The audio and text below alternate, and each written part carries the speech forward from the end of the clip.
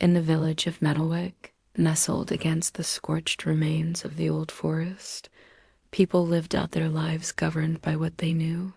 It was a knowledge born of habit and routine, of sunup and sundown, of good bread and bad weather, of what could be fixed and what had to be endured.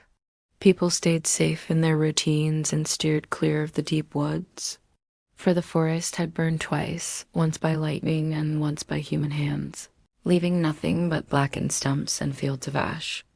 What remained was harvested potash, charcoal, and memories, and that was enough. Or rather, that's what everyone said. The villagers knew better than to venture past the line of trees bordering the ash field, except for the cooper's son, Calin.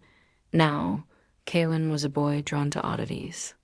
A kingfisher feather, an otter skull, a beetle wing, anything out of place or peculiar caught his attention. So when his father asked him to fetch willow withies from the far side of the ash field, Calin did as he was told, but wandered a bit, as he often did.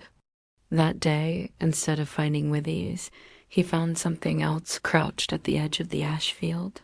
Something small and fragile, looking with ember-colored wings, folded against its back, and a body woven from bark, thick as a baby's arm and cinched with bands of moss. Its head tapered to a sharp nose tipped with a black bead for a mouth, and two eyes glowed red as hot coals. Roots sprouted from where its feet should have been and burrowed into the ash. Now Calin was a curious boy, but even he hesitated here. "Who are you?" he whispered, not expecting an answer. But the being raised its head, eyes gleaming, and spoke in a voice like wind chimes. "I am the last cinderling of the old forest, child of flame and ash, bound to these lands by grief." It dipped its head again, and Calin saw that it wasn't just roots, but a thread of lightning woven into the cord, threading the bark of its body like a needle and disappearing under the ash. "And what are you doing?" Calin whispered. "Weaving away home," the being replied, lifting a hand tipped with four-fingered gloves of bark. "A path of light and root leading back to a great tree deep beneath the ashes. A tree that thirsted and cried out, that reached with branches and leaves until the flames consumed it, severing it from the earth." The being looked up at the sky, then back at the ash field. "My kind bound the great tree to this land, drew water to it from deep in the earth. But we were made of ash and flame, and could not endure the heat. And now the tree beneath the ashes thirsts still." Calin felt a tremor run through the ground beneath his feet. He couldn't see it, but he sensed something vast and ancient stirring, waiting, crying. "And what are you going to do?" Calin asked, though he already knew the answer. "Wait until my strength is restored," the cinderling replied, voice filled with weariness. "But I hunger, half-starved after all these years. My roots cannot draw nourishment from this waste. I wait, yet my strength ebbs." Calin looked down at the delicate fingers of bark, then at the thread of lightning, and understood. He ran to the stream snaking through the village, scooped up some water in his cloak, and ran back to the ash field. There he dampened the ash around the cinderling, just enough to let its roots drink. The cinderling perked up, wings unfolding, glowing like fire-veined glass. Then it turned to Calin again, eyes shining brighter than ever. "Thank you," it said, and wrote something in the air. Not words, but a brief flash of light that formed shapes like letters. "My name," the cinderling said. "It is Eshlin." "Calin," he replied, knowing somehow that whatever hungers beneath the ashes would also bear that name. From that day on, Calin brought water to the ash field every day, and each day Eshlin welcomed him with a blaze of thanks. And as the weeks turned into months, Calin watched as the cinderling grew taller, stronger, its wings more brilliant. It continued weaving its thread, tying piece to piece until it shone like a beacon against the gray sky. One morning, Calin found the cinders talking to Aunt Kalna, the village midwife and wise woman. She stood close to Eshlin, leaning on her staff, eyes closed, listening. When she opened her eyes, they shone brighter than any Calin had ever seen. Then she turned to the boy, and her face, usually creased with smiles, was grim. "Why do you hide such wonders from us, child?" she asked. "The Cinderling is magic, some kind of fae, and dangerous magic at that. You know that the elders warn us to steer clear of the forest. You know there are things in those woods best left undisturbed, creatures and places forgotten for a reason. But they aren't hurting anyone," Kaelin protested. "And besides, Eshlin isn't a monster. They saved my father's life once. Don't you understand? The forest is thirsty. If Eshlin is able to restore the tree beneath the ashes, then everything will be mended. The forest, the soil, our lives." Aunt Kelma sighed. "You speak with the certainty of youth, child, but some homes are best left lost. We forget what burns within our borders and remember only what it's taught us to fear. The forest is a wound in our land, and you want to pour water on that sore.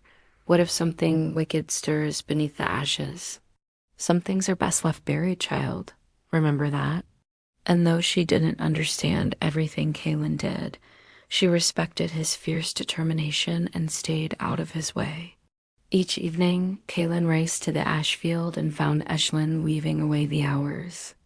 He sat beside them, telling them stories about the village, about his friends and his dreams, and about how the forest was once alive with birds and buzzing with bees, how farmers gathered berries and firewood without fear, and how children played hide and seek among the trees.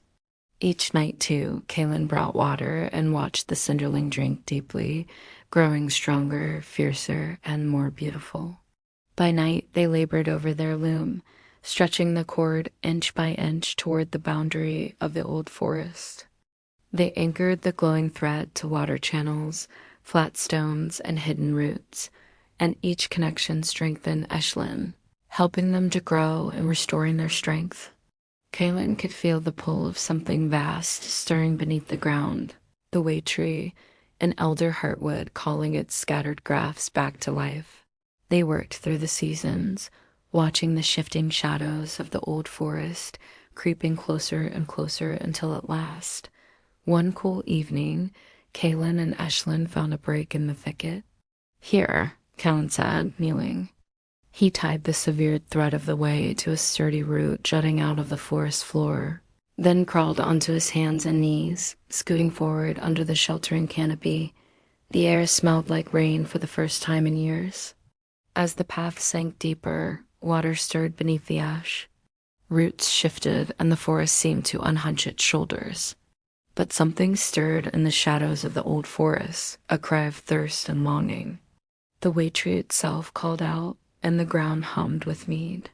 Startled, Eshlin rose to their full height, roots plunging deep, eyes blazing. The tremor reddened through the ground, and something rose from the forest floor. Shrieking ember wasps, corrupted fire creatures, frantic and cruel, swarming to the open cord, eager to undo the mending. They spilled out of the woods in hundreds, blocking the path, their shrieks echoing over the land. Kaelin fell to his knees, terrified. But Eshlin stepped in front of him, reaching out a hand. "Don't look at me, child," it whispered. "There's nothing I can teach you here. Do as I did. Find the thread of the song within the cord and pull." Kaelin closed his eyes, feeling his way to the familiar thrum of the path. He pulled the cord deeper, sinking it into the soil, and the wasps scattered, disoriented and finally gone. A moment, only the hum of the way tree remained, steady and strong. The danger passed.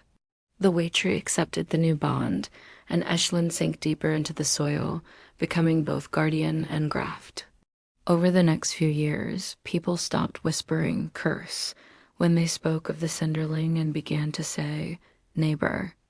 Mushrooms appeared on the ash field, soil darkened, and children returned to play, smelling of loam.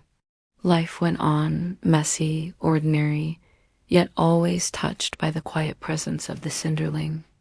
Sometimes, when the wind was right, people could hear the faint thrum of the cord weaving its way through the land. One day, Kaelin found Eshlin lying on their side, wings folded against their back. Their head rested on a bed of fern, and a single sapling sprouted from where their chest should have been. It took a few years, but eventually the cinderling reappeared as a single shoot pushing up through the soil, as tough and as gentle as ironwood. Children came to name the sapling Ashland's Little, and the adults, after pretending otherwise, accepted the name too. Kaylin learned that when Ashlands gave way to their grafts, they didn't die exactly, not in the way people did. They sank deeper into the land and became one with the tree. They remained half spark and half sap. Years passed. Bandits attempted to burn the schoolhouse, and Kaylin and Eshlin wove a net of firelight to protect the students. One year, a storm threatened to tear the roof from the longhouse, and Kaylin coaxed a family of fire sprites into the hearth, coaxing them to curl tendrils of flame around the rafters. Eshlin watched silently, trusting that Kaylin would make the right choices, that he would tie the world together. When Aunt Kauna died peacefully in her sleep, Kaylin wove a crown of wildflowers and placed them on her pillow, thankful for her friendship and guidance. He knew that his neighbors had only embraced Eshlin because of what they'd done for them, for the warnings given and lessons learned. He wondered if they'd accept his friend without those things. Kaylin grew old, teaching his children and grandchildren that weaving, patience, and mending mattered more than fear. He told them about the cinderling with ember eyes, how they turned ruins into roots again, and how the world itself could be tied together like a barrel, each stave holding the others. In his twilight years, Kaylin sometimes sat alone at dusk where Aisling first wove lightning into thread. He laid his palm on the soil and whispered a greeting dot, and in the silence, he could feel a low hum rise through his bones, steady and true, still mending.